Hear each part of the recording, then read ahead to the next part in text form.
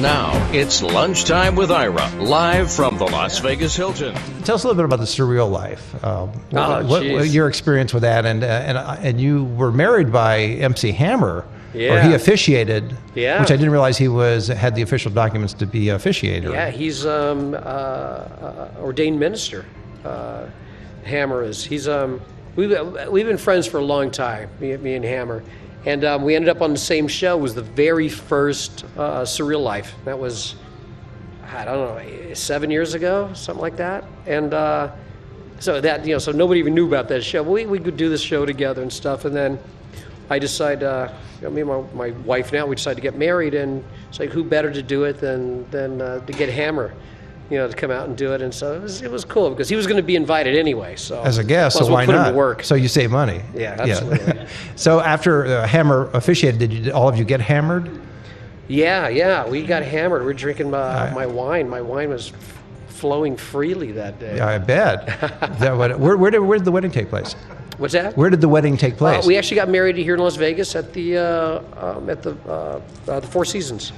Nice place. Nice place, yeah. I know people always assume that if you're a rocker, you have to do things in a funky environment, but not necessarily. No. Sometimes, you do have parents, aunts and uncles that would actually prefer it that way, especially the moms. Yes. In terms of recording, do you like recording rather than live or more than live performance, or do you like the live performance in front of the groups, whether it's that soccer stadium size or a smaller venue when you're touring by yourself? I mean, I love performing.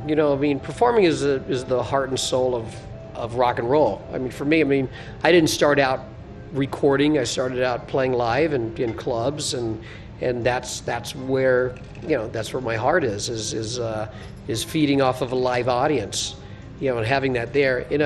When you're recording, you're in a box basically with a microphone and looking out through the glass at people saying, that sucked. Do it again, and you can't throw anything at them because you got that wall up. So you're not known as One Take Vince, though, based on those guys telling you that. Well, in the original style of recording in the 50s and 60s, of course, they had all of the band or the orchestra in the same studio. Yeah, doesn't work. Doesn't work these days now. No. So you're sitting there and kind of listening in your earphones to other tracks while you're playing yours. Yeah, usually when I'm actually recording, there's nobody there. It's just I'm listening to the music that's already been recorded, which is a good thing for me because as a singer, I can record pretty much anywhere.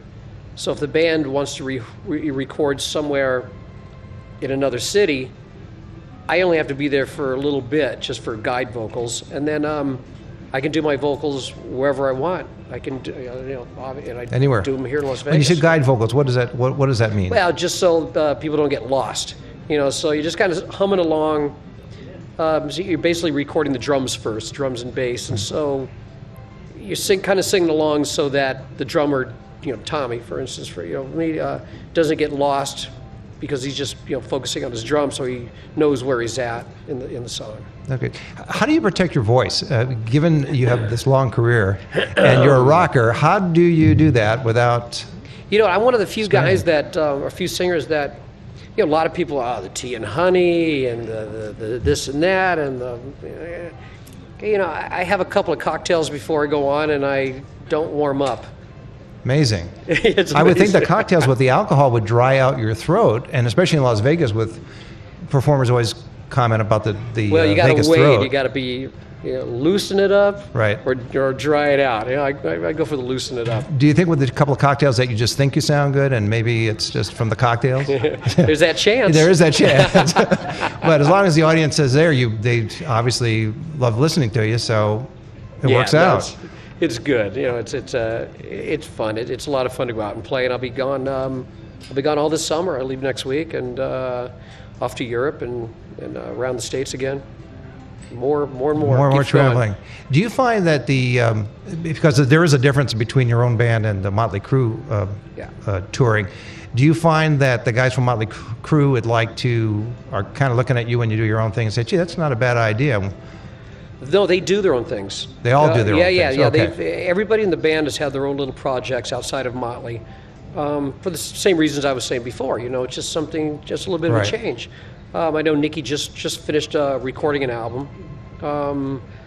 Tommy goes out and does some DJ stuff all over the world, and he had a record out not too long ago. So it's everybody has their little things. And then once Motley gets together, then it's just Motley. Yeah. How did that name come about, Motley Crue? We were all sitting around one day, and some guy just said, "Isn't this a motley-looking crew?" And then They were talking about this show, I think, though, yeah, when they about referred it. to that. And then we had the umlauts, over the O and the U. We changed the name, changed the spelling of CREW to CRUE, Right. because we were all drinking Lowenbrau beer, and we Look. thought it looked cool. Yeah, there's a logical extension Yeah, of the we had drinking. no idea that once we went to Germany, people thought our name was Motley Crue. It's terrible. Which translates from the German into heavy drinkers. That's right. So that works out fine. And so obviously it stuck and it works out very well. Now you were in a band before Motley Crue, Yeah.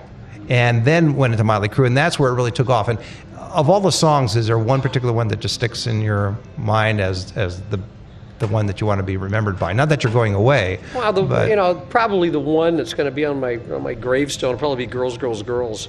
It's just one of those fun songs, and every strip club in the world plays it, so it's huge here in Vegas. And you were talking about, too, the difference, although you do like to perform in front of a live crowd, the fact that you have recordings makes it immortal in that sense. So you have a way of, when you're not here anymore, people will still be able to hear you. Yeah. So well, there's that hopefully positive part of it, too. Hopefully they'll keep buying the records even when I'm gone. And you have a website, vinceneil.com. I think so. Yeah, I think so, too. So if people want to check on your touring schedule. And one other last question, we'll let you go.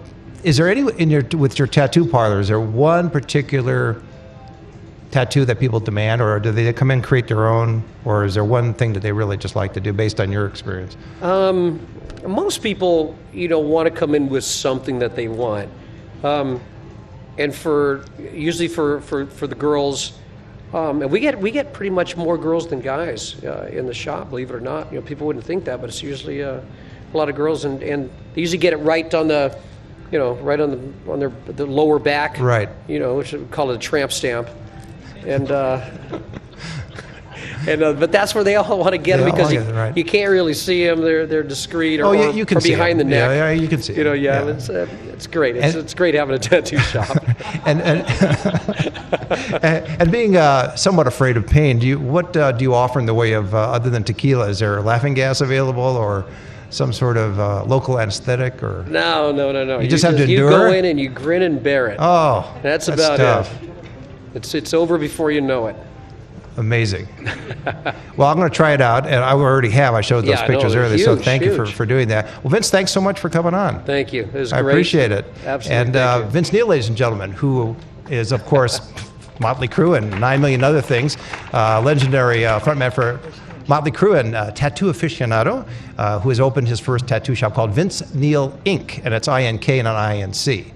Which is, again, a little subtle thing. You're probably drinking that stuff and decided it sounded better. So, That's right. Anyway, it's located in O'Shea.